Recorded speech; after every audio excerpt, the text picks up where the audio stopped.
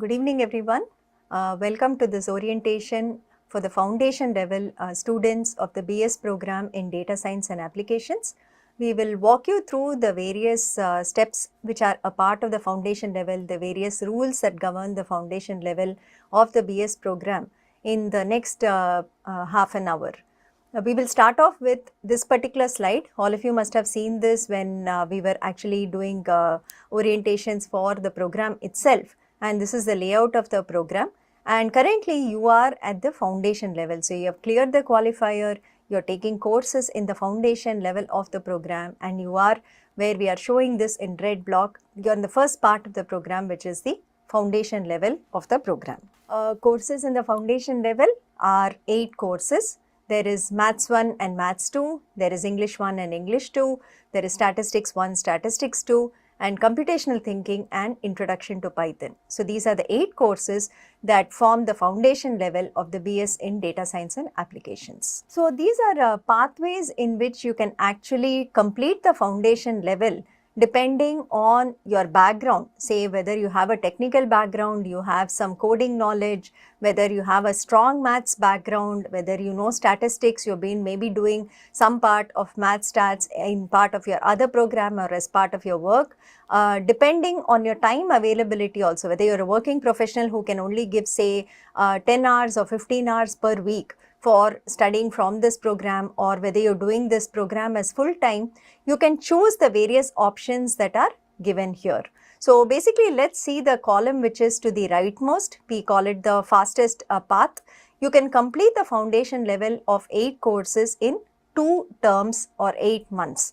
Basically, this will require a commitment of about 40 hours per week from you of effort and study time, because there are 4 courses. On an average, we say that every course takes about 10 to 15 hours of study time. So at least 40 hours you should be making available to study if you want to do 4 courses from this level in a particular term, right? So how would we say you can divide it is, you can do about 5 hours per weekday, Monday to Friday maybe, or 6 hours per weekday, Monday to Friday. So that comes to about 25 to 30 hours.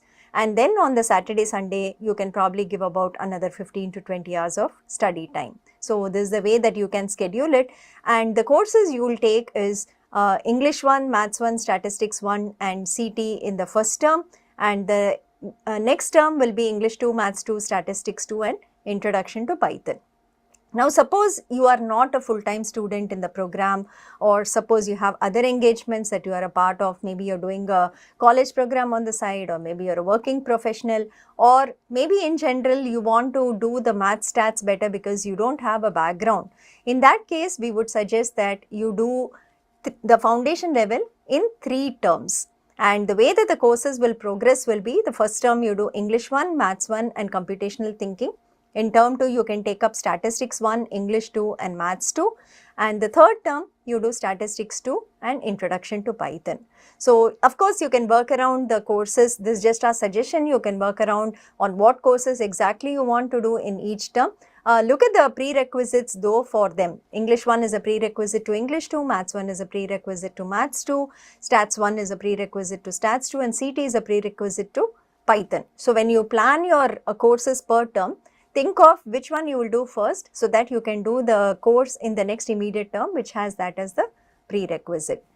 And the last one, the column 1 that we are given, a comfortable pathway, is typically you take 4 terms to complete the foundation level, you do only 2 courses per term, and this is a very kind of we would say a comfortable pathway or an easy way to complete the 8 courses of the foundation level. So basically you start off with English 1, Maths 1 in term 1, then you do Stats 1 and CT in term 2, you do Maths 2 and Intro to Python in term 3 and Stats 2 and English 2 in the term 4. You can swap maybe Intro to Python with English 2 in case you want to spend more time on the coding part, or you can use it as is. So these are 3 different pathways that we recommend from our side on how you can complete the 8 courses of the foundation level. And we will also tell you, in general, only 10% of the students who enter the foundation level actually complete 8 courses in 2 terms. These are typically the full-time students or those who have a very strong background in maths and coding. Otherwise, the normal that we are seeing is 3 to 4 terms. that students are completing the foundation level in. The fees per course at the foundation level, you can see here, I think all of you will be aware of this. Even on the website we have given this. The fee per course at the foundation level is rupees 4,000. There are of course waivers for students from various categories. So, the fee per category is given here. So, for students belonging to the SC/ST category or PWD with more than 40% disability are given a 50% fee waiver already, and depending on their income level they get additional fee waivers on the course fees too. So, you pay either 4,000 for the general category where you have no waivers, or it could be rupees 2,000 per course or 1,000 per course. And the documents that are needed for us to extend this waiver are given here. So, it could be a combination of the SC/ST certificate with the family income certificates, the EWS certificate with the family income certificates, the PWD certificate, or the OBC NCL with the family income certificates. So, one thing I'd like to remind you, the 32,000 for the foundational level, or appropriately what you would pay for your category, need not be paid to us at the beginning when you enter the program. You will pay only for as many courses as you register to in every term. So, if you register to 2 courses and I belong to the general category, say, I will pay only rupees 8,000. If I belong to, say, the OBC NCL less than 1 lakh per annum income category, then I will pay only 2,000 rupees in that term for the 2 courses that I register. We will not be asking you to pay for the entire 8 courses at the beginning itself. So, this is one very important point that we would like to point out and we would like to emphasize. Please go through this very carefully. This is given on the website too. This is one of the most important program rules that you have to be aware of. Basically, the entire BSc program, the IIT Madras Senate has approved, needs to be done within 6 years or 18 terms. And if you want to complete the BS program, it has to be completed within 8 years or 24 terms. Okay, this is for the BSc level and for the BS level.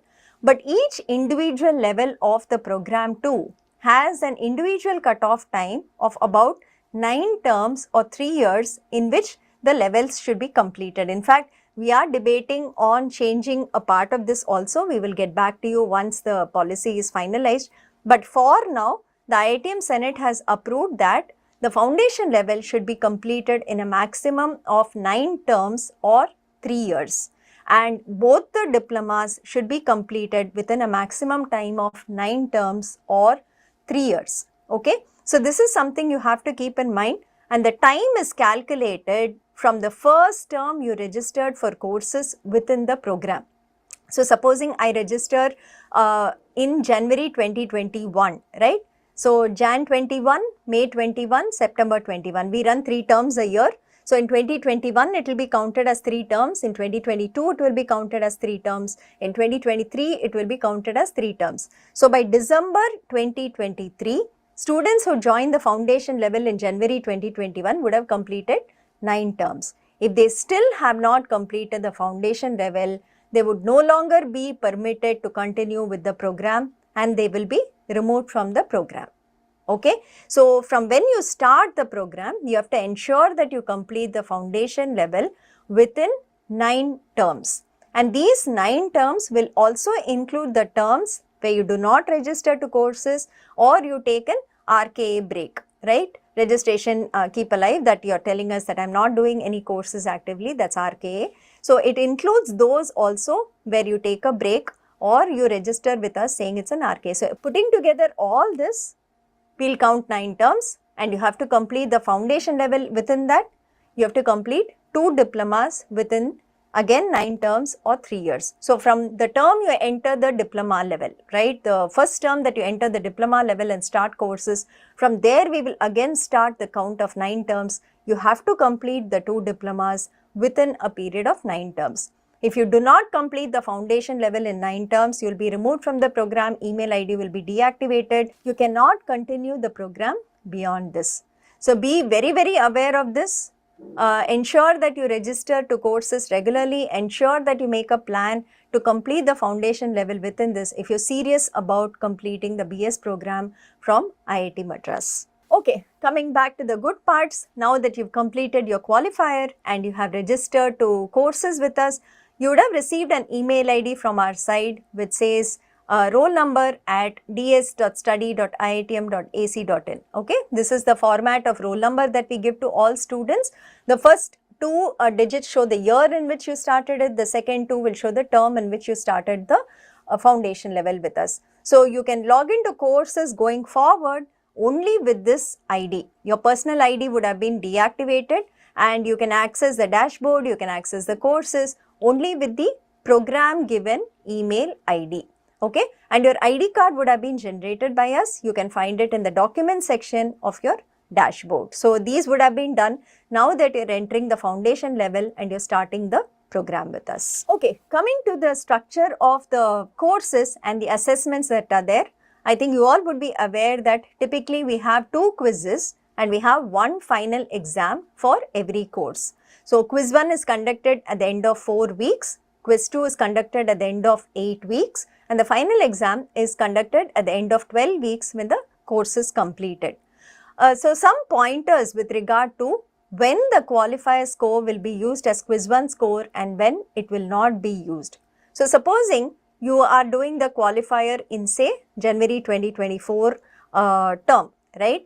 So if you continue to register to courses having passed the qualifier in January term itself, the qualifier will be considered as quiz 1 score, then you will go on to write quiz 2 and the final exam and we will get out your grade based on it, right? So if you register to the qualifier in January 24 but you do not opt to continue with courses in the January term, but you say I will come back in May term or September term, in that case, we will use your qualifier score as the quiz 1 score in the May term for the courses you register. But supposing you register for say English 1 and Maths 1 in the January term after your qualifier in the January term, in the May term, we will not consider your qualifier scores as quiz 1 scores. You have to give your quiz 1 as a fresh quiz. That's how the policy of the program works. That's what I've given here in terms of term X and term X plus 1 in generic terms so that it's not limited to any time period. But this is a way that the qualifier score will or will not be used as the quiz 1 score. The quiz 1 is broadly based on contents of weeks 1 to 4 and quiz 2 is based on weeks 1 to 8. And the final exam is based on contents provided in the weeks 1 to 12 of the course. Okay, these are the dates for this particular year, academic year of 2024. The 3 terms are listed here and the quiz 1, quiz 2 end term exam dates are given here. So these are finalized from our side. There will be no changes in this unless there is something very compelling for us to make the change, but we think that this will be the final schedule that we will adhere to. The dates for the OPPs and any other waivers that we have to do will be announced before or during the term as is applicable for each course. So that alone the schedule is not done yet. The January schedule is done. It is shared with all of you. You can find that in your calendar. You can find that in the grading document and so on. But for all the other terms, May term and September term, we will define the dates for the OPPs and any other assessment components just before the term is released. Okay. And do read our emails, do read our announcements just in case we are making any change. We should not be making any change in these assessment dates, but if at all, please do watch out for our announcements, emails, WhatsApp messages to see whether there are any changes in the proposed dates. Okay, let us come to the grading pattern because many of you are coming into the program for the very first time. I'm not sure whether you're aware of how we calculate the final course grade for these courses. So I would like to spend some time in explaining how we will do the calculation for the course grades for the courses in the foundation level, right? Firstly, just like you had an eligibility to attend the qualifier exam, correct? That you got a hall ticket for the qualifier exam based on assignment scores of weeks 1 to 4. There is an eligibility to get the hall ticket for the final exam also. Right? So the eligibility to get the hall ticket for the final exam is average of the best 5 out of the first 9 weeks of graded online assignments that you do in the course should be greater than or equal to 40%. Okay? And you have to mandatorily attend one of the 2 quizzes. These 2 conditions have to be satisfied to get the hall ticket for the final exam. And eligibility to obtain the final course grade, whether it's a pass grade or it's a fail grade, attending the end term exam is mandatory for that. With respect to any other specifics of courses, check the grading document for further details. But basically, the final exam is mandatory to attend if you need to get a pass grade in your course. So, calculating the final score, how do we do it? There is a generic formula that we use for 7 out of the 8 foundation courses. So, supposing we have GAA, which is defined as average score in best 10 out of all weekly graded assignments. Okay, so this is one component that is there. QZ1 is the score in quiz 1, QZ2 is the score in quiz 2, and F is the score in the final exam that you will write after the end of 12 weeks. Assuming that these are the assessment components for the course, 10% weightage is given for the average score in the weekly graded assignment. So, we have given it as 0.1 GAA, and then there is a formula wherein if you have attended both quizzes or if you have attended one quiz, we do a combination of the two, see whichever is the higher mark, and then we add it to the weekly graded assignment score. So, this is the formula that we use, and for statistics too, we have a bonus points component from one extra activity also. So, that is something that is optional. You can do it if you want. If you want to get more marks, you can do that. For statistics 1, we just introduced it last term. I am hoping it will continue, but you can again watch out for announcements on it to get some bonus points from this. Otherwise, the final score is calculated based on your weekly graded assignments, your quiz 1, your quiz 2 and the end term exam score. For Python programming alone, we will have 2 programming exams that will be scheduled for you. So, the eligibility for appearing for the online proctored programming exam, this is a term that you will have to get familiar with. It is called OPPE in our site. So, a lot of mails and messages you will get based on this term called OPPE. So, all students will be scheduled to write OPPE 1, which is the first programming exam. So, all of you can attempt it and you can score in that.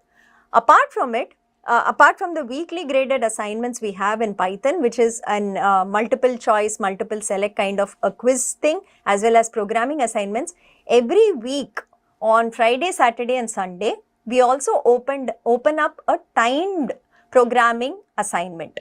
And you have to attempt this timed programming assignment. One, it gives you a practice for handling the OPPs. So, the OPPs are typically 90 minutes in which you have to write 3 or 4 programs. For those of you who are very new to coding, it is a huge challenge that people are not really able to do 3 programs in 90 minutes, get it to work, compile, run and also pass the test cases. Hence, what we have done with these Friday, Saturday, Sunday timed assignment is that we try to emulate the OPPs and we give you a 7 PM to 9 PM time and we say try to do the programs that we are given in that slot so that you get used to how do you apportion your time between the programs within a limited duration. That is some practice that we give you. But this weekly assignment that we do on Friday, Saturday, Sunday will define the eligibility for you to appear in OPPE 2. Okay. So, if the average of the scores of the best 4 out of the first 6 timed assignments is greater than or equal to 40 out of 100, only then we will schedule OPPE 2 for you. Else we will not schedule OPPE 2 for you. Please be clear about this. We've had many students in the past who do not read this, in the grading document, say they are not aware of it. But this is a condition that we have been following at least for the last 2 or 3 terms, and this will be valid even for the terms that are coming up. And eligibility to write the final exam is as follows. One is of course the weekly graded assignment score like we did in the previous slide. Best 5 out of the first 9 weekly assignment scores should be greater than or equal to 40 out of 100, that is there. And if the average of the scores of the best 4 out of the first 6 timed assignments is also greater than 40 out of 100. So, you can see that the weekly timed assignment that we do on the weekends affects you in 2 ways. It determines your eligibility for OPPE 2. It determines your eligibility to get the hall ticket for the final exam. So you need to do your weekly graded assignments, you need to do your weekend programming assignments, you need to also do your OPP as well to be eligible for the final exam and to get a final course grade. Okay. So eligibility for the final course grade, you can see attending the end-term exam, like we said, which is mandatory. Score in one of the two OPPs should be greater than 40 out of 100. Otherwise, you will not get a pass grade. So we are ensuring in the Python course that you know the theory part also well, but you also know to write a program and you're able to pass the programming exam. So I hope this is clear. Go through the grading document if you have any doubts. If you have further any questions, you can ask the instructors or you can ask on the discourse forum and the team will reply to you.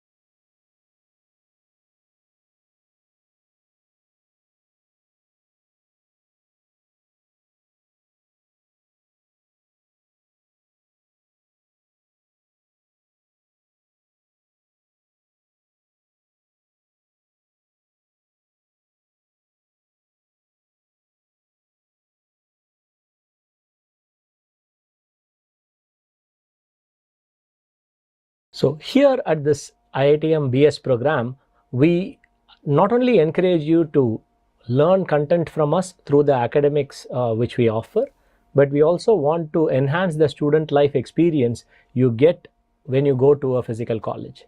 While the program itself is online, where the teaching happens online and evaluation happens in person, we want to create an environment where you can get the full experience of the student life. For this, the program actually has created 12 houses which are named after the Indian forests. The names are given here, and each member of this program, each student of this program is associated to this one of these houses. And there are groups which are there, and these groups are created from students of the same city or neighboring cities, and this helps the students to connect in some way. Every group has a group leader, and every house has a secretary, deputy secretary, and web admin. These houses also maintain their own website. They also actually have very interactive events, inter-house, intra-house competitions, and that really provides a vibrant environment for students to interact with each other and actually benefit while learning in this program. So the goals of this is to create a leadership skills for the students who are part of this organization. So you can also aspire to be secretaries or deputy secretaries or web admins of this program, of these these houses in the program, or you can also actively take part in organizing events and things like that within the houses itself. You can enrich your experience by joining clubs and other co-curricular and extracurricular activities. We also want to promote equity through our inclusive policy, and this environment of houses actually gives a mechanism for addressing grievances also, so that in case there are some challenges which you are facing, or if you are having some issues where you need help from another student, this house structure can help you seek that help in a fluent way.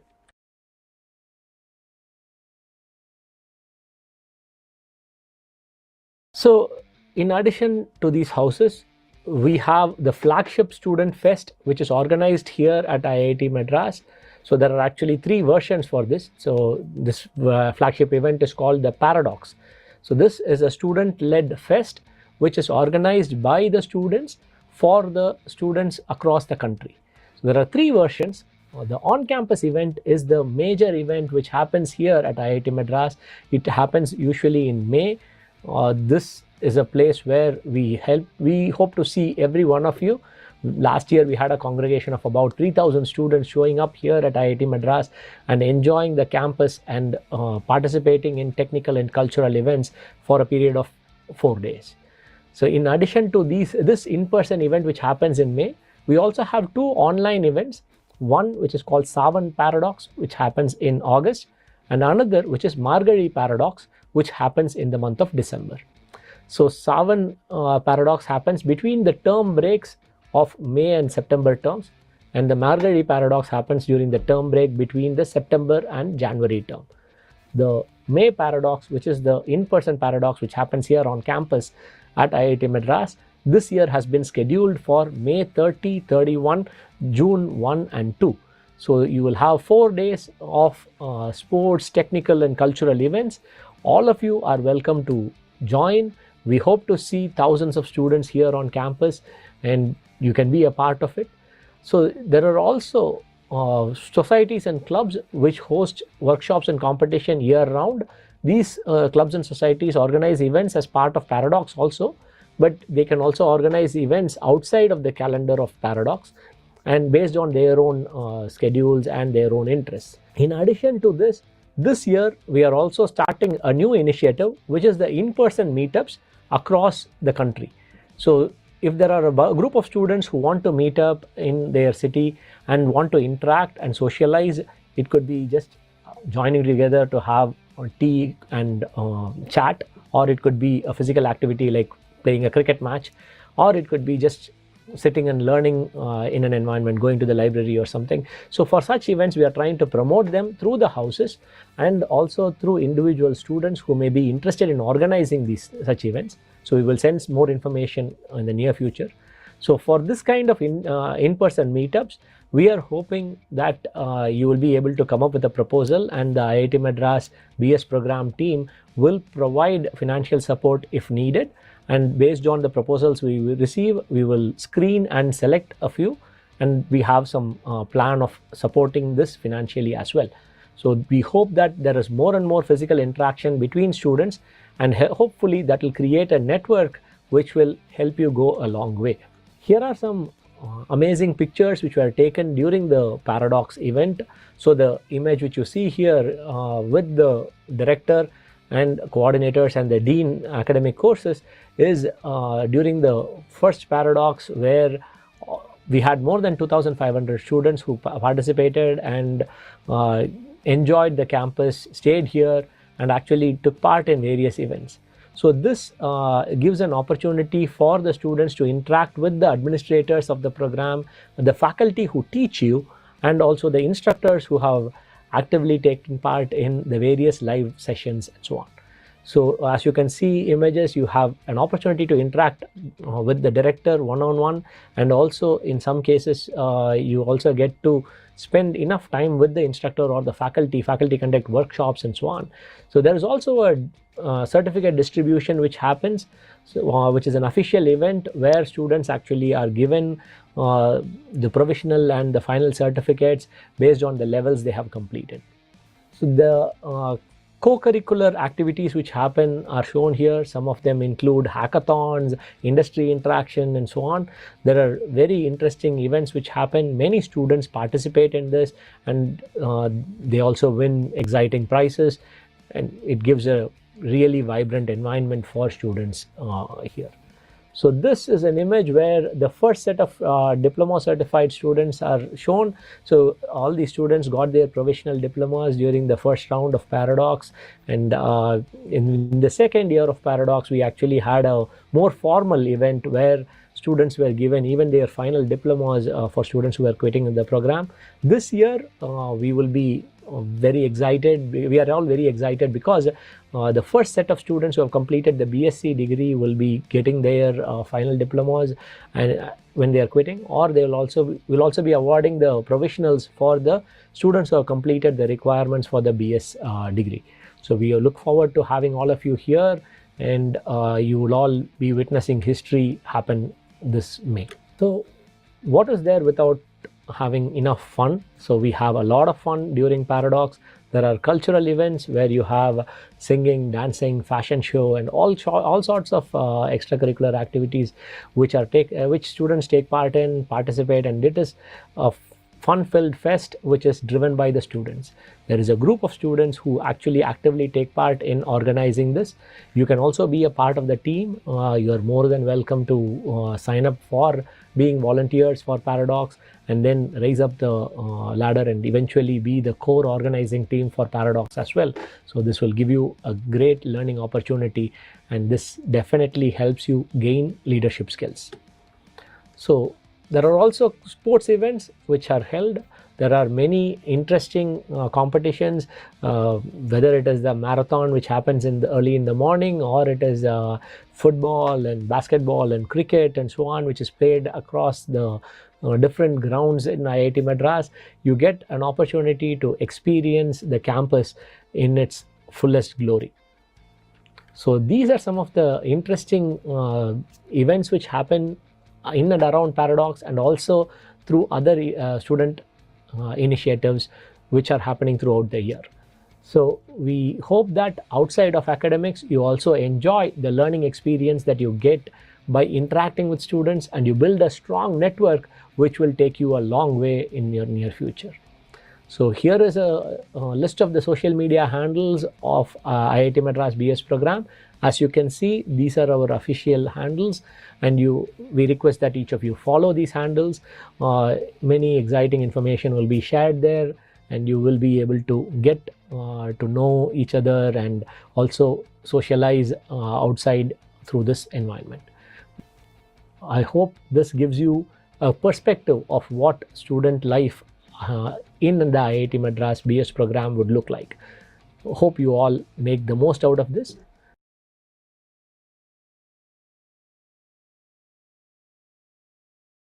In addition to providing this kind of a vibrant student life, IIT Madras is also very socially conscious. So we provide fee support for students who come from socially, economically, and physically disadvantaged backgrounds. The scholarships are based on various criteria. We also provide CSR support for students who are meeting the requirements. In addition to providing this kind of financial support, we also have a very active placement and internship cell, which helps in facilitating placement for graduating learners. We also help in securing internships for learners who have completed both the diplomas. We also have an administrative team which tries to respond to any queries you might have. When you have support queries related to courses, payments, exam centers, exam dates, the portal itself, or assignments, quizzes, mark sheets, etc., you can write to support@study.iitm.ac.in. So we will respond to you. It may take a little bit of time. We do get thousands of emails, so we will get back to you. It may take 48 hours for us to respond. Please wait. We will address your concerns and questions. In case you have something which is more specifically related to student activities or wellness related issues, we ask you to write to a separate email ID. Please don't write to support when you have these kinds of issues. We want you to write to student_affairs@study.iitm.ac.in. Please make sure that you can reach out to us. We will provide the necessary support you would look for, and we will help you through whatever you might be facing.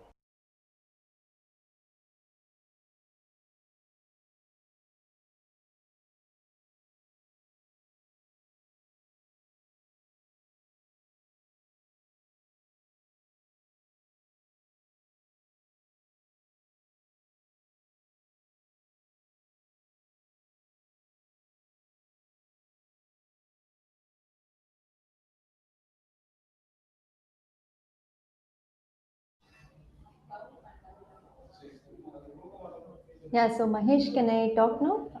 Is it okay? Ma'am, you are audible, ma'am. Yeah. Okay, thanks.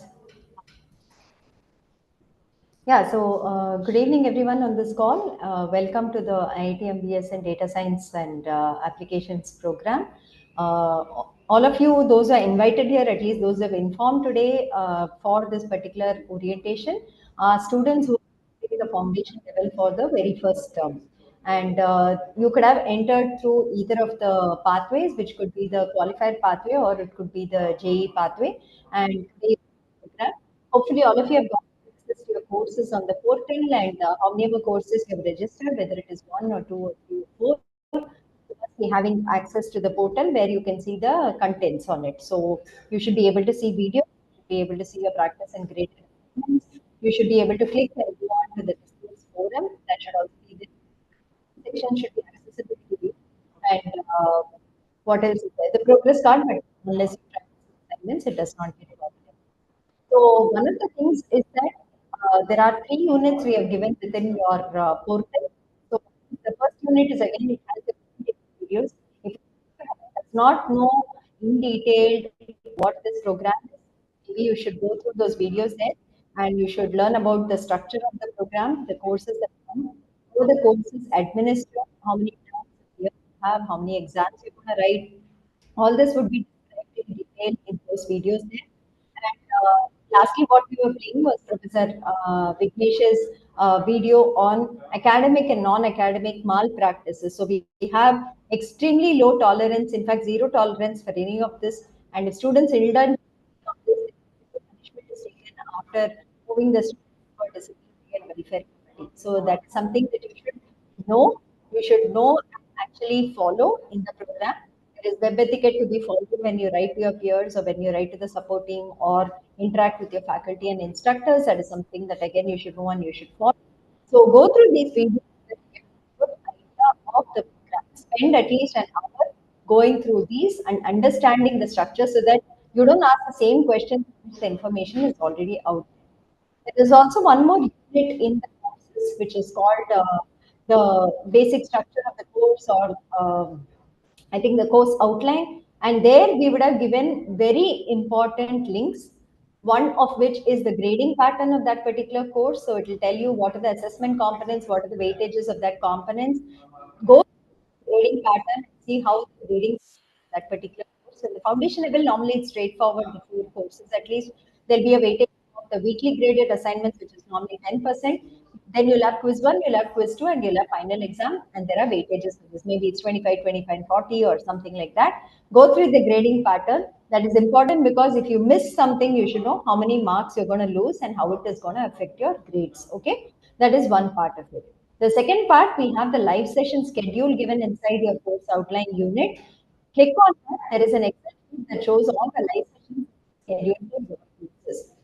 Better you calendar, see that you follow those live sessions, you attend those live sessions also either directly through the Zoom link or later on the YouTube, you should be able to attend and watch those live sessions. So that is the second important link that we have given there. And the third most important is the announcement section will be there. It's called as inbox on the left side, the icon on the left bar, it's called inbox. You can click on it and you can see the announcements that we keep posting. Every single day, I would urge you to go to each of your courses and click on this inbox so that you know course related announcements or general announcements. You don't miss out on it and you're able to go through it. Also, your WhatsApp, you will get messages about the sessions that are being conducted every single day. Ensure that you check your WhatsApp.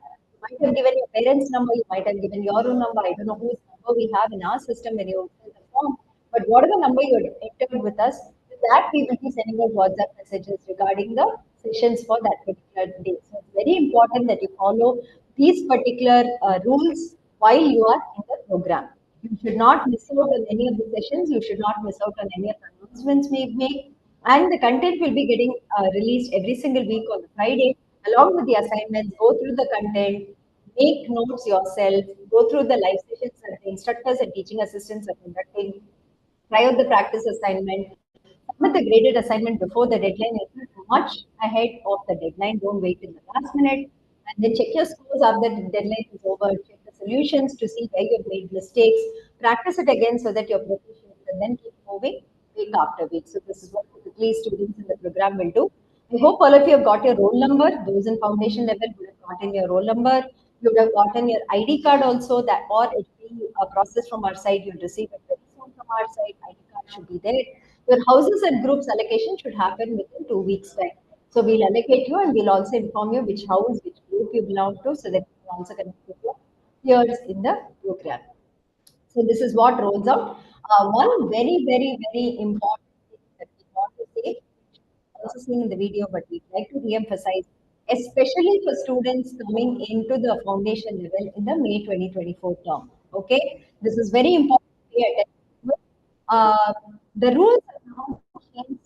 Rather than say that if you do not complete the 8 foundation courses in 9 terms, after which you are being removed from the program because the rule says you have to complete 8 courses in a max of 9 terms to move to the diploma level, we have now put in intermediate checkpoints. Okay, so intermediate checkpoints ensure that there is some progress on your side and that you're not generally kind of delaying your term breaks every single term and not progressing in the program at all. Okay, so your intermediate checkpoints would be you have to complete at least 4 courses in 4 terms. So if you have joined this term, this is counted as the first term. So May 2024. So May 24, September 24, Jan 25, May 25. That is 4 terms. In this 4 terms, you should at least complete 4 foundation courses. This is like the max worst case that we're talking about. Those amongst you who are full time maybe with us, or those amongst you who are very comfortable with maths and programming, can do 4 courses in 2 terms and complete it even by December 24. Great. Those of you who want to pace it better, you want to do 3 courses now, 3 courses in September, 2 courses in January, finish your foundation level in 1 year in 3 terms. Excellent. That is also fine. The people who are kind of taking it very slow and probably have other things or taking a break or something, you have registered for the course now. So this is counted as your term 1. And in 4 terms, you have to at least complete 4 courses, is what the rule says, which means by the May term of 2025, by August 2025, we will see whether you completed 4 courses, 4 foundation courses. And if you have not completed full foundation courses, which is passed, okay, you will be removed from the program at that point itself. Okay, supposing somebody has done 4 courses in 4 terms, and maybe you've done foundation level, next checkpoint is at 6 terms. So you have to complete 6 courses in 6 terms, and your 6th term will be January 2026. Okay, the counting happens like May 2024, Jan 25, May 25, September 25, and 26. So by Jan 2026, it will be your 6th term if you still haven't completed foundation level, and by your 6th term, you should have completed 6 courses in the foundation level at least. If you do not complete 6 courses in 6 terms, again you will be removed from the program. That's the second checkpoint. Okay, you cross 6 courses in 6 terms, but have not yet completed the foundation. The last checkpoint is 8 courses in 9 terms. So rather than keep one flat kind of cutoff point or a removal from the program kind of a point for students, which is 8 courses in 9 terms, seeing the progress and what has happened over the last 2 years, how students are generally drifting, not into the program. This was approved by the IIT Madras Senate. What we have now is checkpoints at the 4th term, 4 courses in 4 terms, 6 courses in 6 terms, 8 courses in 9 terms. Okay. One point to keep in mind, your overall duration for doing the BSc is only 6 years. So if you're going to do your foundation itself in 3 years and complete 8 courses in 9 terms, which is 3 years, you only have 3 more years to complete both diplomas and your BSc level. Because for completing BSc level, you get only 6 years maximum. So generally, do not take this approach of delaying all your courses. You can take a comfortable pace for 1 year to finish the foundation level or maximum 4 terms, but not more than that. So for people who are generally slacking off or not able to cope, we want to tell you ahead that maybe this is not the program for you and you should keep moving on to other programs. That's why these intermediate checkpoints were brought in. I hope this is very clear. There is also a video segment inside your courses where you can see this particular option that is being emphasized there. Go through that, understand it well. If you have not understood what I've said, watch it again. But this is going to be enforced from next August 2025 onwards. If you don't complete 4 courses in 4 terms, you will be removed from the program. Okay, that is the first part of it. Otherwise, I think you have seen all the rules there. You have 4 courses as a first, and then you have to do the next 4 courses that are there. One warning to all of you who probably do not read the entire content, but Maths 1 is a prerequisite to Maths 2, Stats 1 is a prerequisite to Stats 2, English 1 to English 2, CT to Python. Unless you complete these prerequisites, you cannot take the next courses. Many times I've found students who don't say maybe a English 1 and a Maths 1, then they'll do English 2 and a Maths 2. Then they'll come out with something like Stats 1 alone, then they'll do Stats 2. And then they're left with English 1 and English 2 separately. And you can't do English 1 and English 2 together because only if you finish English 1, you can do English 2. So look at your prerequisites and co-requisites, and then you decide on courses to be chosen in your each term foundation. Okay? Do not keep the last same courses to the end because that will take you 2 terms. Only after you finish course 1, you can do course 2. They are all prerequisite for the other. It will not allow you to register for both together. So keep this in mind when you are registering for your next term or foundation level. Okay, that is something very, very important. For those coming from non-mathematics backgrounds, I would suggest pace yourself across 4 terms. Don't do maths 2, stats 2 together. It's very difficult. Do first maths 2 and then follow it up with stats 2. Similarly, if you don't know programming at all, you have to learn Python programming really, really well. Otherwise, your diplomas get very difficult. Spend a lot of time on coding, understanding the logic, especially if you've never done programming in your life and this is the first time you're going through programming. Computational thinking is a fantastic course to understand logic. You have to understand how a problem needs to be thought about, how it becomes something that you actually translate into design of a code and then you actually code it. So it teaches you that steps of converting a word problem into a programmatic solution. And then the actual programming starts in the intro to Python code. So that is where the logic is taught here, and then we do the coding there. So please learn your CT and Python really well. Python requires hundreds of hours of practice. You need to put in the time to become proficient in coding. Just doing the 10 programs we give you may not give you the practice. You have to learn really, really well for the programming part of it. I hope it's clear. Again, I'm repeating, go through the orientation videos given within your courses. It gives you the general outline of the foundation level, what all rules are there, what is the term, how many exams do you have in a term, what are the rules for getting the hall ticket for the final exam, what are the rules for writing and proctor programming exam. There are many such things that we would have talked about in the video. Go through the academic, non-academic malpractices. Do not do any of it if you want to stay the program and not get punished. So go through those rules also there. And also watch Professor Andrew's video, which is there, which is a complete overview of the program. It is about a 5-minute video and it talks about the end of the program, the entire structure and so on. I hope you can go through it and understand. The overview of the structure. My videos will tell you what the foundation level is about.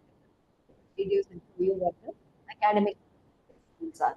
So, having said all of this, I think I would like to go for probably taking some questions that you all have filled and answering some of those are there. Uh, Let me go through the questions here.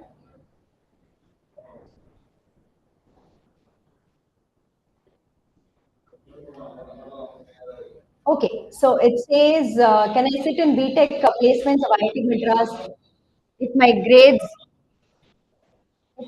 in BS data science is good, right? So I'm doing BTech CSE from another university. So we have our own placement cell for specifically designed for the BS program, and this team will help you with placements. The campus placements are for the campus students, since our volume is much bigger than the campus students numbers. We have our own placement cell, and we have been talking to companies, more than 200 of them partnering with us, where we have explained the program to them, and they're also coming in for taking our students for internships or placement. So we have our own dedicated placement cell, and I think they will help to get you placed. Okay. I see a couple of course access issues here. I'm marking it for my team, and I think they will handle and ensure that there are no issues in terms of access. Otherwise, the Gmeet's running. I think just join the Gmeet. Hopefully, there is. Uh, Hopefully, your issues should get resolved in the Gmeets that are there. Okay. Uh, okay. When will the online classes begin and how can we access them? I'm assuming that you all have received your mails and WhatsApp messages which say that classes have already begun last Friday, which was May 31st. We have already released the content for the foundation courses. We have sent you all emails with your roll number. You can log in with your new email ID. I see that you have written the form with the new email ID. But the new email ID is what you have to log in with, and your contents will become accessible there. You should see boxes on your dashboard, which will be the course names. And once you click on the box, you should get access to the content. So when will the online classes begin? They have begun. The live classes have begun. Downstairs sessions have started. Instructors are taking sessions. Students are taking sessions. So please go through it. It's already Tuesday today. 5 days are over since we released the content. I'm hoping that you can access your content. Okay. When you receive roll number and ID card, roll number is what we have given you in your email ID. I see that you have asked the question using your study. So whatever your roll number is, 24F200260, that's your roll number. There's no another different roll number that we have in this program. That's your roll number. And this email ID.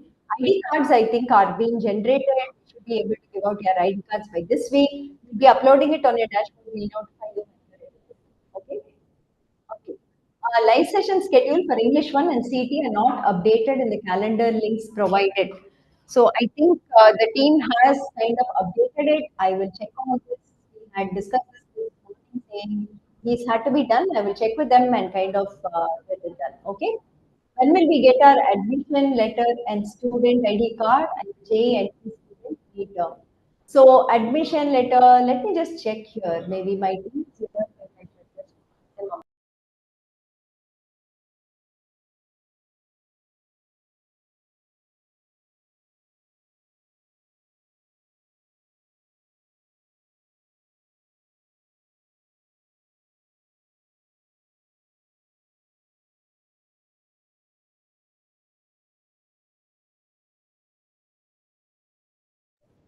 Okay, my team tells me that this week you will get both your ID cards as well as your admission letters. It should be done before Friday max this week. So it should be available in your dashboards and we will inform you once it is done. Okay. How to apply for a break in this course if it's required and its duration. So we have a process by which you can apply for a break. So whenever the registration opens for the term, there is something called RKA. Okay, request for keeping your login alive. Basically, RKA, keep alive your login. That's what it's called. 1,000 rupees you have to pay for that term to keep your roll number, dashboard, and other services alive for that particular term when you're not registering to courses. So once you do that, we know that you're taking a break and you can not register for courses. But if you ask me for a suggestion, I would say do not take a break unless it's absolutely essential. You cannot even do one course in this program. Okay, the program itself has about 36 courses you have to do till the degree level, the BS level, and we normally suggest 2 or 3 courses per term. So if you're looking at it, say I'm talking about 2 courses a term and I have 36 courses, it's about 18 terms, 18 terms, which is 6 years. Okay, if I'm doing 2 courses per term and I go in for the BS level, it's about 6 years. If I do a mix of 2 and 3, maybe in 4 years I will finish it. Okay, that's a way to design the program. So every break increase the duration of whatever you're doing. And maybe I would suggest do 1 course or 2 courses definitely every term. Do not take a break unless absolutely essential that you have to do this. Okay. Um, at present, I have certain entrance exams that I have to do, and it's difficult to give the required time. If I get delayed assignments, how will it affect my? Is it possible to transfer my September batch? Okay, this is a student who's asked. So I would say that you are coming in through the JEE entrance. I think the maths should have been accessible to you. I don't know which courses you've taken. You have not said which courses you've taken, but maths should be very accessible to you directly. You should be able to at least try out the graded assignments and be able to submit it. If you take an English one, that should be okay. You submit the graded assignments for it. Statistics one, I don't know whether you've been exposed to statistics before. Maybe some basics do come in standard 11 and 12. Try it out. I'm not sure what your background is, which degree you're coming from, which background you're coming from. You haven't mentioned it. So if it's difficult to give the required time and you get delayed assignments, I would say assignments are the backbone for attempting the quizzes. If you don't do the assignments, first, then you watch the videos. Quizzes are going to be very difficult and ultimately pass the course, but you might only get a D grade or a C grade to the course. In this case, it will have 2 grades. And if you want to kind of move to the September term, there is a drop window that we have. So go through the student handbook. There is a drop window that is there. It's 28 days from today, from actually May 31st, it might be around June 25th or so. You will get a 3-day drop window. You can drop your courses at that point in time by filling it on the dashboard. We will keep partial fees as admin fees and return the the remaining fees to you as per the table given there. And you can come back in September term and register to this. So that's the best option to do. Or I would say at least, I don't know, again, in English and maths and you know something there, try attempting it so that you can at least complete 1 or 2 courses this term, right, if possible. Okay? What type of questions will be asked in the quiz? The quiz will be based on weeks 1 to 4, but it will not be identical to it. It will be similar, but there will be new questions which test your understanding. Definitely, there will be questions will be of level from the IITs. You'll have to work on the content. You can't just walk in and write the quiz. It may not work in the best possible way for you. Yes, there will be MCQs. There will be fill in the blanks. Many questions will be difficult. You have to solve a problem and you have to fill the answer. You will check the answer against a range given, which means that you can't make a blind guess like an MCQ. So MCQ will normally be very less. It will be more like fill in the blanks with problems given and you entering the numerical answers in the problem. Okay. How to log into the portal of IITM BS? I think that's a question that we would have sent instructions normally. I will ask the team to again revisit this and probably check whether you're okay. I don't know. You've not given your roll number, so I don't see roll number here, but we'll check it. Can we change our pace or is it fixed once you choose it? Every term, you basically choose the number of courses you want to do. Once you have registered for a term, okay, let's assume that you will do that many number of courses and that you would have watched all the orientations and maybe some videos on YouTube that you know the difficulty level, and then decide if you want to do 2 or 3 courses in a particular term. Once you have registered for courses in a term, like I said, there's a drop window. You can drop some courses if you want, but you lose some part of the fees also in that. It's not like you'll get the full fees returned. And midway, apart from the drop window, there is no other way in which you can claim your courses. Once you registered, they assume that you have made an informed decision, and that's how you are working in the program. But you can change the pace every term. For instance, this term I can take, next term I can take 4 courses. The term after I can take only 1 course or whatever. Every term, it need not be the same number. You can take the number of courses depending on how busy or convenient it is for you to take courses.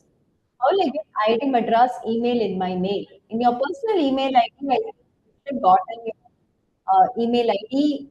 Please check your spam folder depending on whether you got it. We had already sent all the email IDs to the students who are registered. I'm not sure as to gotten it on your side. We'll also check on our side saying what is there. Okay. How can we get a mentor? I would say you don't need a mentor in the very first term of your program. Try out the contents first, try out the assignments first. There are a lot of teaching assistants and instructor sessions. In fact, every single day we'll have a session for every subject. You can attend the sessions live, you can watch the sessions later. I think it is much better to do it in that way. Don't go in for a mentor right away. See how you're coping with the course, and then you can decide on whether you want a mentor or not. Maybe the next term. One term, try out our courses and see whether it is okay for you in terms of a level. Okay. I have a question regarding what is NPTEL or level 3, level 4 courses. Okay, Bharat Dale, she is asking. I would really say it at this point, maybe it's not something you want to know about at this point in time. It's more at the degree level that you need it. Settle into the foundation term for 1 or 2 terms. Learn about our courses first. Learn about how our term is going on. Learn about how our structure works, and then I think you will figure out on how to do the other things. Okay, so ignore about NPTEL level 3, level 4 for now. Later on, you can think about. Okay. Uh, Okay, there's a JE student who's saying, I received an email which stated I'm eligible for direct admission and the I selected 3 out of 4 courses in which week 1 content has been released.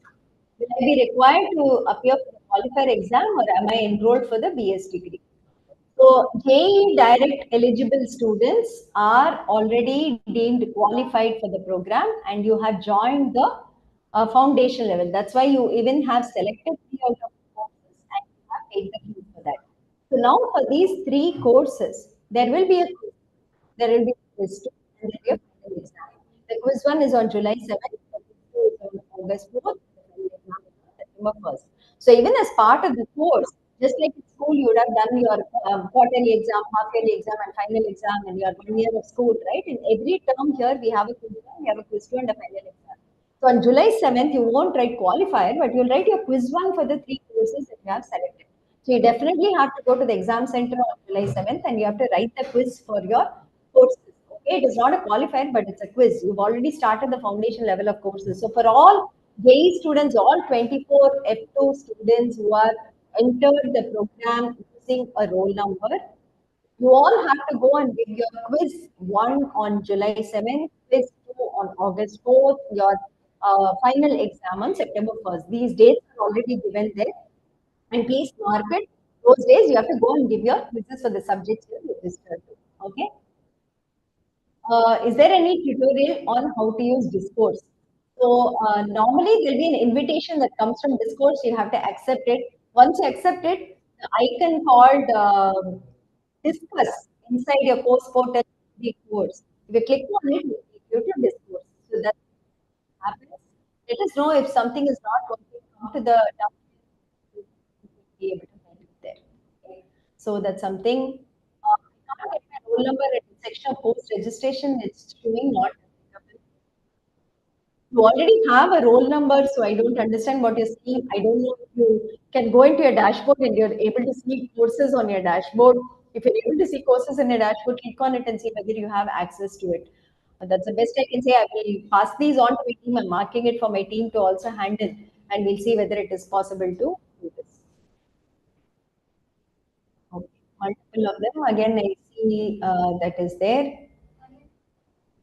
Whether this is online or offline and which date, it is going to be in person centers across the country. You have to go to the center that we allocate to you, which is the city of your choice, and you have to write the exams. I just mentioned the dates: July 7th, August 4th, September 1st. Please note the dates. Those days you have to go in person to the centers and write the quizzes. I'm a JEE qualified student. Do I have to give both quizzes? Yes, the quiz is like an intermediate assessment. There are marks for the quiz towards the final grade. Quiz one is contributing 25 marks, quiz two contributes 25 marks, final exam is 40 marks, so weekly assignments will be 10 marks. Normally, this is a distribution. You have to do quiz one and quiz two. There is not a choice between the two. Quiz one is based on weeks 1 to 4. Quiz two is based on primarily weeks 5 to 8, but also 1 to 2 questions will come. So these two you have to do to answer well. And to find these, you have to do your assignments well. So that's when you will get practice and do your quizzes well. The final exam will be on weeks 1 to 12 with emphasis on weeks maybe 8 to 12 or so, something like that. So you have to do weekly assignment, quiz 1, quiz 2, and final exam. Okay.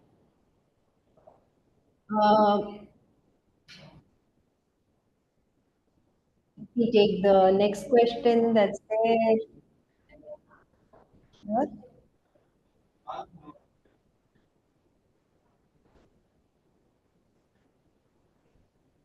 I would like to know the contact to clear my queries. As to it is difficult and it would be more clear if it was communicated verbally.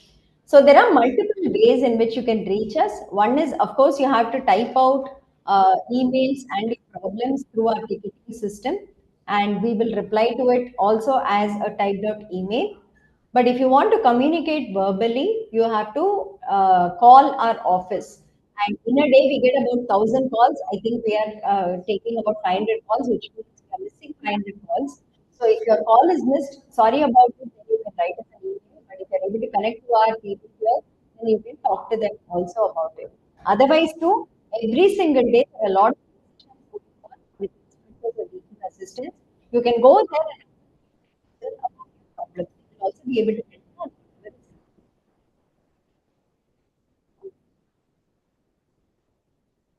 you.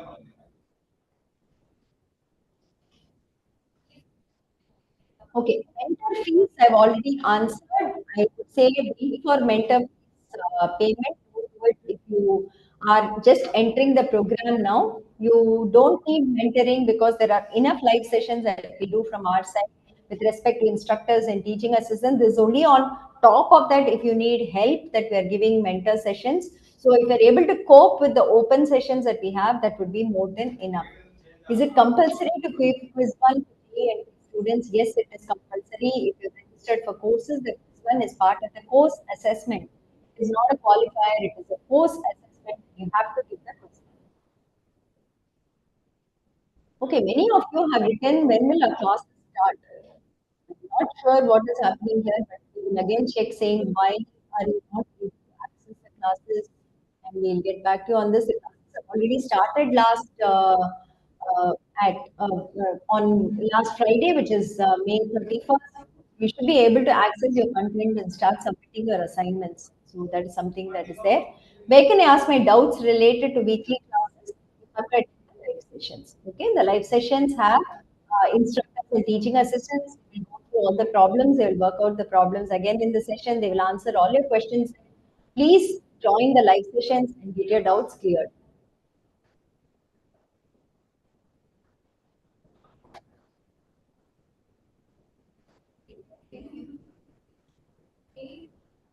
Okay, somebody is saying that in March they cleared the qualifier exam and they joined the courses now. And why should they give the quiz one again? So basically, you are saying that you could not clear one subject in the January qualifier and you reattempted in the March qualifier, which means that the content was not easy for you to study. And I don't know how many marks you've gotten, but basically you have used that. So if you have reattempted and given on March for the subject and not given one subject before, your quiz marks would not be really great. So when you do the course again, now starting with us, if you do the quiz one again really well, that marks counts towards your final grade. So the S grade, A grade, B grade, which we give for the course, which is out of 100 marks, quiz one has 25 marks weightage. If you've not done your previous attempt properly, there's another chance for you to do your attempt properly and get very good quiz one marks. This marks will improve your grade. Normally in foundation, if you have a very good CGPA, when you come to diploma questions get much, much harder. So unless you keep your CGPA, I've seen a lot of students who will get one grade down in diploma.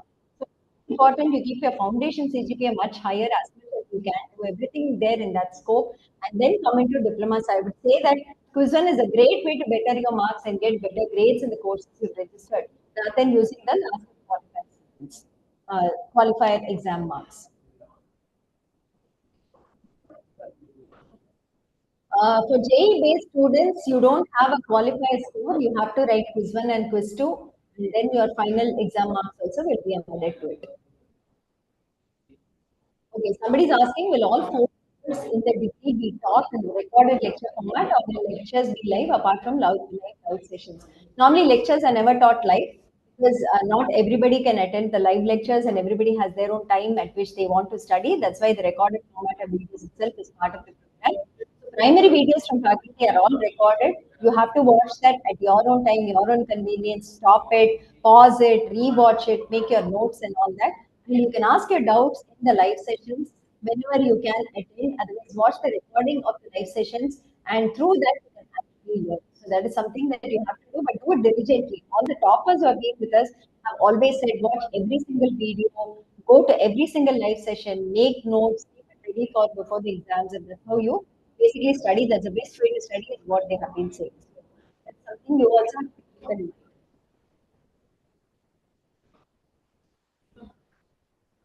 Okay, I've submitted expired OBC certificate and paid 1,000 rupees, which is fee waiver. So when I have to pay the rest of we'll be verifying the certificates. Find that the OBC certificate is expired and is no longer valid. At that point, we will say either submit a renewed OBC certificate or pay the rest of the fee. Our team will communicate with you, and at that point in time, you can pay the remaining fees. Or if you have your OBC certificate which is renewed and valid, you can submit it to us and we will do that to the fee waiver.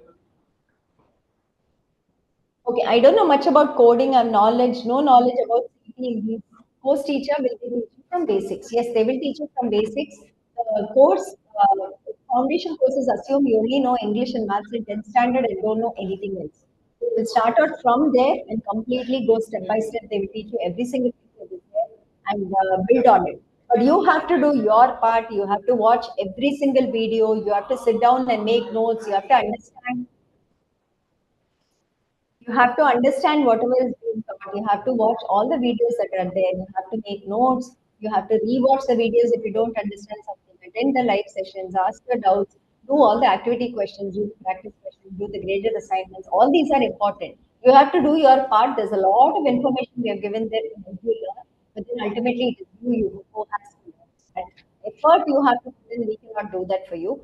But a lot of students who are coming from commerce backgrounds, English backgrounds, from humanities backgrounds, medical backgrounds, never have done coding in their lives, are doing very, very well in the program. So no problem at all there.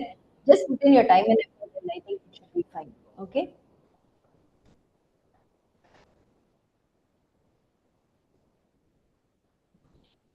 Okay, for those of you who are writing, I'm not able to access content or I'm getting ineligible in application not found, I will tell my team to check it again and we will get back to you. Please wait for us till this evening. We will help you out here. Okay.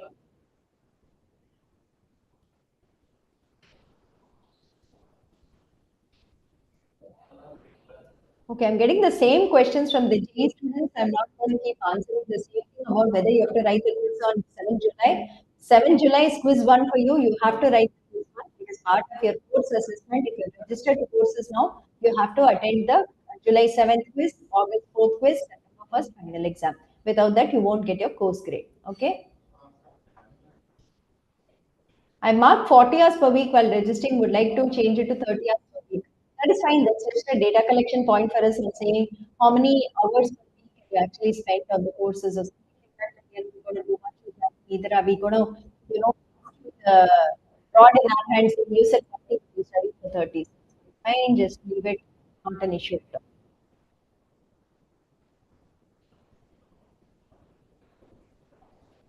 How do we join the houses and interact with our fellow learners? We'll allocate the houses and the groups to you within 2 weeks' time, maybe before third week of June. And after that, you can interact with them, know which house you are, and so on. And internship opportunities come only after you finish diploma, at least minimum.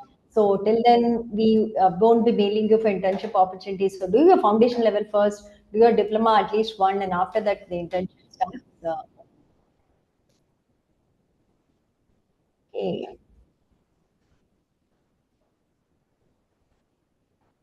Okay, somebody is saying, dear team of IIT Madras, I'm a student of data science. I'm very much interested in electronics. Can I join that also? Please reply. We would absolutely not recommend this. In fact, we are dissuading students from doing two programs. On the same dates, we will get exams of both data science and electronic systems. The term start is the same, term end is the same. Quizzes are on the same date. And typically, one student can do only one program at a time. We don't permit students to do both data science and electronic systems. Maybe after you finish your data science program, you can move to electronic system and study it after 4 years. That could be okay. But currently, you cannot do data science program and the electronic systems program in parallel.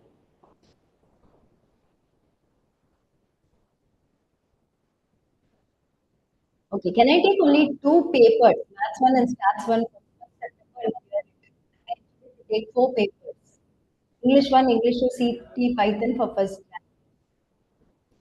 This is what I was saying. You can't take English 1 and English 2 in the same term. English 2 requires English 1 to be completed.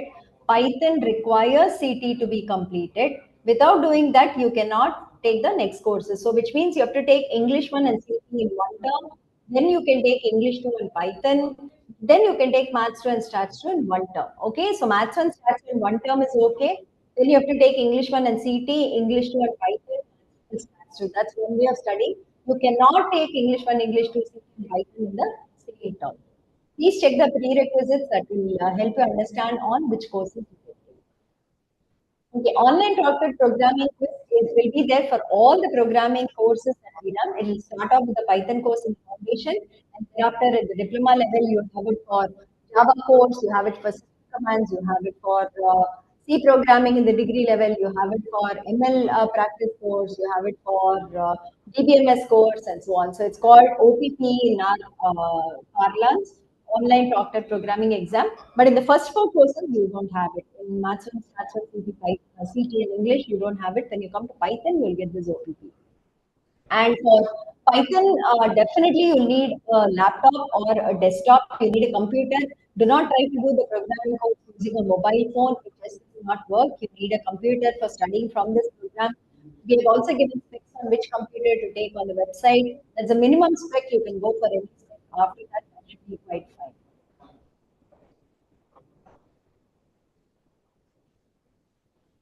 Somebody is asking exactly what I said. Can assignments be done from the phone or do we need a computer? So I only have a mobile phone. For English, maths, stats, I would say mobile phone may be okay. But then if you're watching about 20 hours, 30 hours on a mobile phone through the day, I'm not sure whether it is the best device to watch maths and stats on. I think a computer is always better because it has a bigger screen and you can watch it more clearly.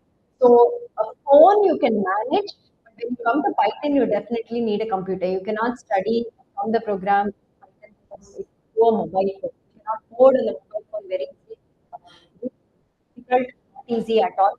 I would really suggest a computer for you that if you're going to study in this program, because for 4 years you're going to study in this program online, and you do need a computer. Without that, this program will not work.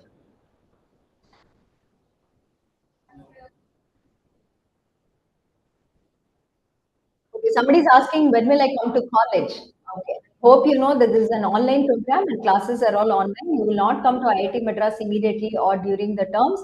We already have an event called Paradox, which just got over last week. It is a 5 day event that happens on campus, and those interested can come to campus and spend time here. It is a technical, come cultural, come sports fest that happens.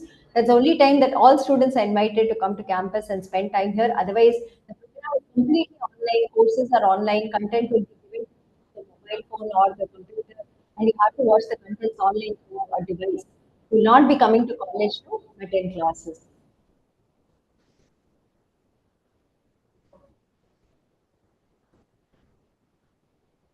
Okay. Admission letters, ID cards, like I said, this before this Friday we will be giving it, and that should be okay for you, I guess. So it will come in the document section. My team tells me they have not yet put it up there, so very soon you should get it in your document section. And by this Friday, I think we should be completing the ID card and the admission letter. Okay.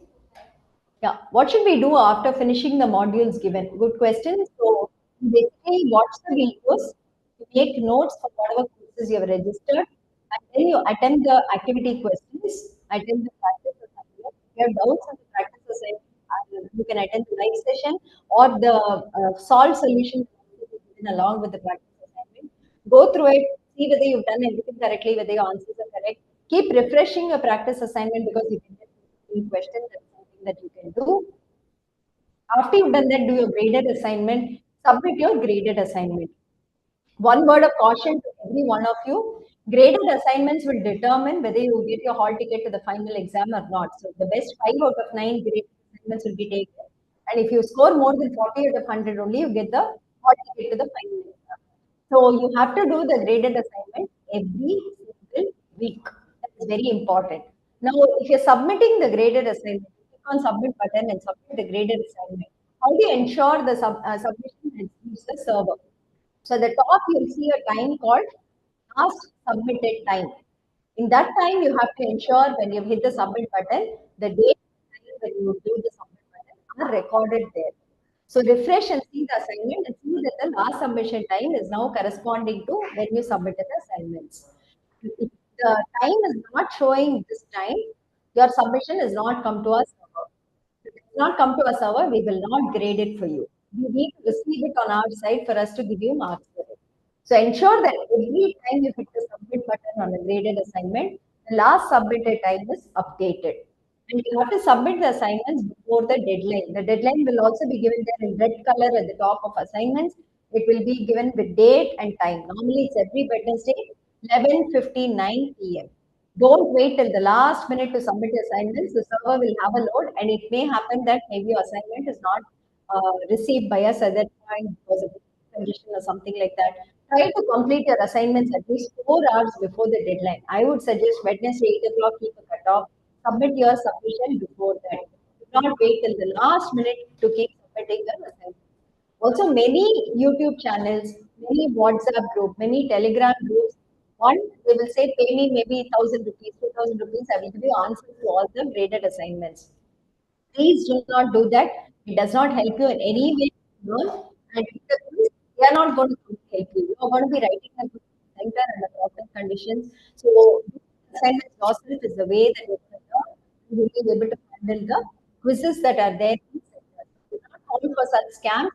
On our side, except for any payment from the dashboard, no other payment will be collected outside. We do not run any Telegram groups. We do not run any WhatsApp groups. We do not run any YouTube channels apart from our official YouTube channel. So we do not ask you for money for anything apart from the course fee that you have paid. That's point number one. Okay. So do not fall for such scams that are there. Point two, in the WhatsApp groups and Telegram groups, which are free also, maybe somebody will post all the answers that is there. It does not again help you if you just copy paste the answer because you don't learn, and ultimately you have to write the quiz of it. So sit down and solve and spend time on the videos and the assignments, without which you're not going to learn anything and you can't progress in the program. So these are some things that we keep on telling our learners. You do things yourself if you have to learn, and don't keep copying from somewhere or copy pasting an answer without even understanding what that is. Okay. Question says, can this BS degree, is it sufficient for admission any IITs, MTech, MS program? Without gate exam, if required CGPA criteria is met, should this course be done by 12 pass as this first degree program, or is it okay to pursue any other degree that's there? Okay. So this BS degree is being recognized by many IITs for master's program, but you have to write the gate for it. I don't think the IITs have waived gate and you have a CGPA cutoff that you can directly go for a master's PhD yet. That has not been enabled. What has been enabled is the BS degree students will be allowed to enter for masters or MTech. Of course, for every IIT, you have to go and see what their eligibility for per department program is. Every department will have primary degree they ask for. Every exam will have its own criteria. But largely, many IITs today are accepting for the MTech MS programs that are there. Especially IIT Madras definitely is doing it, but you have to write the GATE exam. Secondly, can this be done as standalone? Yes, 20% of our students are doing this as a standalone degree. They do not pursue anything else in any other college as a degree. This is their only sole degree that they are pursuing. Will we recommend it? We possibly would recommend try going to a college and also taking a degree in parallel because we don't know how many of you can cope with this degree. It has to be done from home. Requires a lot of self-discipline because you have to sit down in front of the computer and study. It's not your parents like they pack you off and send you to college. You're sitting in a class by force, listening to something. You come back home and there's nothing like that. You have to sit in front of the computer. You have to make the time. You should not get distracted. You shouldn't go off to other YouTube channels and waste your time. You should sit on the video, study, make your notes, and do it yourself. So unless you have a study group, unless your friends group, you'll be many times sitting alone and studying in this program. You do it completely, we don't know. The other one is this is an IIT level program. The contents are all taught by IIT faculty. The questions will be difficult. You have to spend a lot of time and effort in solving all the questions, studying from it.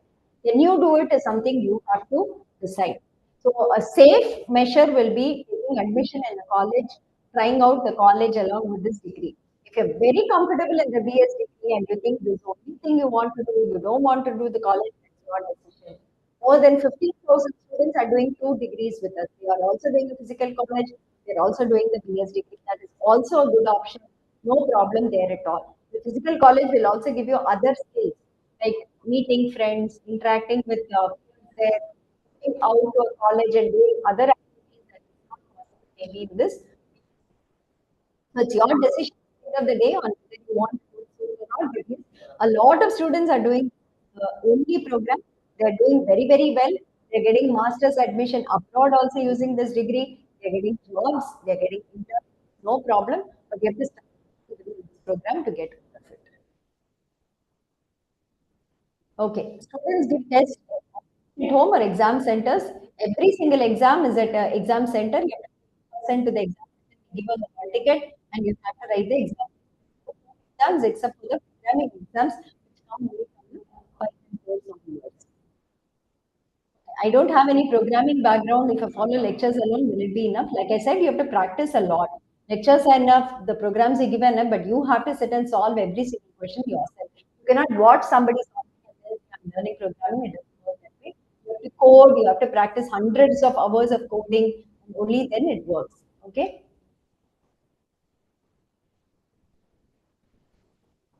Okay, ID card, many of you have asked. Again, I'm saying the ID cards have not yet been uploaded. The team tells me that they will be uploading it before the end of this week. So we will upload it before the end of this week. And the timeline is, the person has written what is the timeline. The timeline is going to be before this Friday that we will be uploading the ID cards. Okay. Can we drop a course in case of diploma program in BS? Okay. Every term we allow you to drop a course which is registered. We take some admin fees to refund the remaining due. But I would suggest maybe you should decide better before registering itself and not wasting your fees money. Think about it and then you register. Waste time, how much time you have, how much courses you have, something like that. Okay. Uh,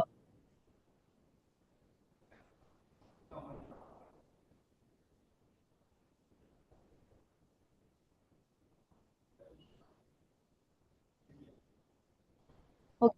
What is the fastest time theoretically taken to complete the BS degrees? One student is asking, assuming an LCS background. Fastest time that students have completed is in 3 years or 9 terms. We had, in fact, 10 students who completed the BS degree credit requirements by December 2023 itself. Jan 21 was when we started, so 3 years they had finished. And now this term, 25 students have completed in 3 years and 1 term also. So that's the fastest path that you can take to complete the BS degree. Is there any WhatsApp group for doubts? We don't run any WhatsApp groups. We do not run any Telegram groups. We do not run channel except for our official channel. We only have our forum. Once you go into the course and you log in, there is an icon on the left. It is called Discuss. The Discuss, when you click on it, will take you to a forum. That is the official forum of the course. Apart from it, instructors and teaching assistants run Gmeet sessions. You can log in there and you can join those Gmeet sessions for asking for doubts. If you miss those live sessions, you can watch them later on because all of these are recorded, available on YouTube. Somebody saying, I registered for 4 courses, paid fees, but now I want to do 3 courses. You'll have to drop it in that window, which I said after 28 days. We will take some admin fees for the fourth course that you're paid and you're dropping, and remaining we will refund to you.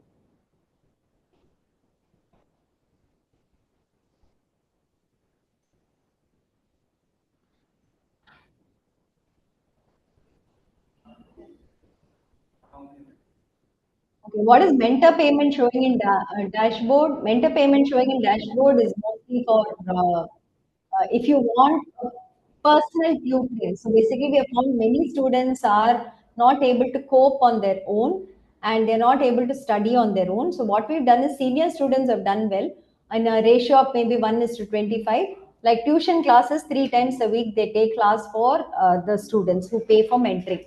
And they look for problems with them, they help solve their doubts and so on. That is extra fee that we charge to pay the senior students for doing this, and that is called mentoring sessions. But since you all are just entering the program and we don't know what the program is, I would say try out the videos, try out the TA sessions and instructor sessions, try out the questions that are there. It's quite basic and fundamental. If you're able to cope and learn from it, there's no need for mentor sessions. You don't have to do it this term. But if you're really, really struggling, maybe next term you can take up your mentor sessions. Do you have to do all 8 courses in foundation level? Yes, you have to do all 8 courses if you want to complete the foundation level.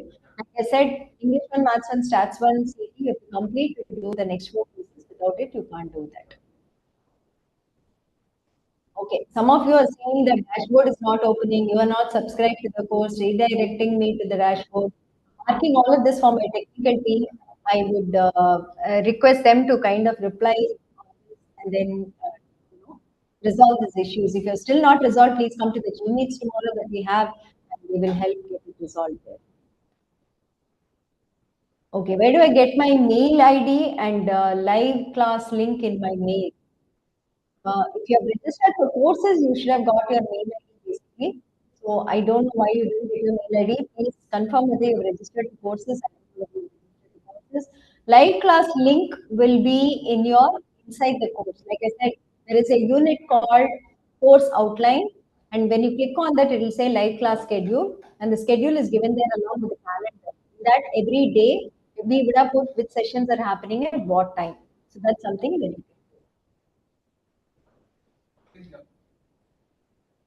Okay, when is the course going to start? Course has already started on May 31st. The content is already available.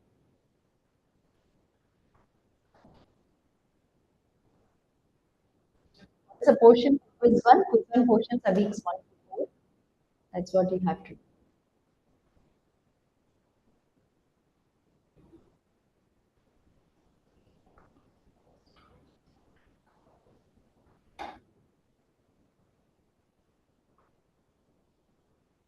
Let me check on this. What is this not eligible message that they are putting?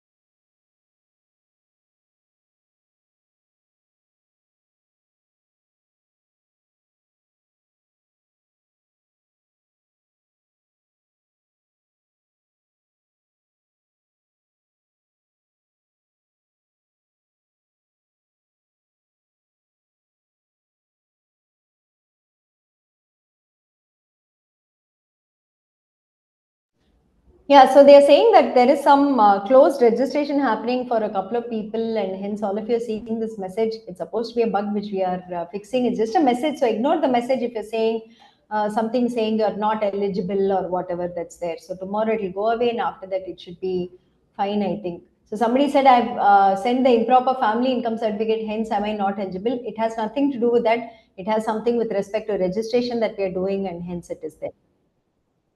Uh, The notes for all subjects are available in a unit called supplementary contents. So go into a course. On the left side, what you see as the tab is the units tab. The first unit is orientation. After that, you see malpractice. Then you have those outline. The week one is there. Below that, you have something called supplementary contents. When you click on supplementary contents, we have given the notes there. We have given the transcripts there. You can download all of it and you can use it. Just go in there. All the links are available. Yeah, so I'm getting not eligible written in my dashboard. Just ignore it. It should be fine. I'm hoping that all of you are able to access your course. Will we ever have to visit the campus by any chance?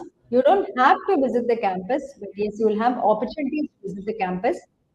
Paradox event is definitely one where we have our fest in the month of May. 5 days, campus stay in the hostel and enjoy all the part of Paradox. And later on, maybe when you come to degree level, you can do courses on campus. You become a teaching assistant with us. You can spend a term on campus and so on. There are opportunities, but depends on how you use the opportunities to pick up the role. Okay.